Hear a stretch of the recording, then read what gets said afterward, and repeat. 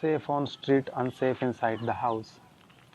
So, on a dark night earlier this month, Tainara Santos, 30 years old, got into an argument with her ex-husband at her home in Capio Redondo, Sao Paulo, Brazil.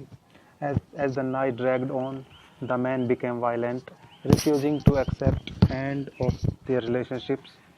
Around midnight, as his final argument, he pulled out a revolver, aimed it at one of the Tainara's two children, and fired. As Tainara threw herself in front of her son to protect him, she got hit in the chest. When the police arrived at the scene, Tainara was sprawled on the floor, blood oozing from her wound, and the children were dazed. The shooter had fled by dawn. Tainara was dead. Far from the gleaming towers, green parks, and trendy cafes which do this mega city, Capio Redondo, a working class area, exists on its edge where tiny houses sit on muddy hillocks and winding streets are jammed with vehicles through the day.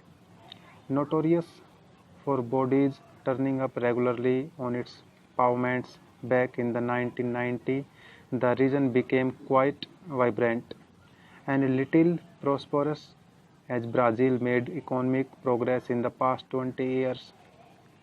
But now the region, which supplies a huge workforce to the bustling Sao Paulo, is showing a disturbing pattern.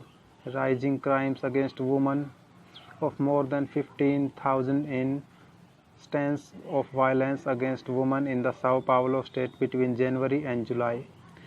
Capio Redondo accounted for 6% with almost 1,000 calls made to the police for help.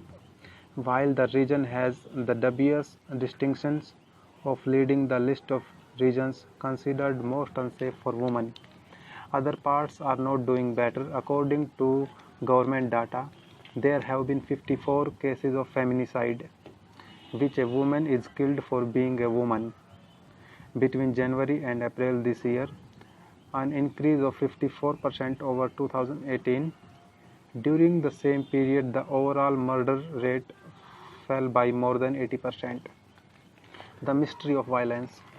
For a country which has only 96.96 men per 100 women, and where women walk around freely and make a major part of the working population, the spike in the violence against them is a bit perplexing.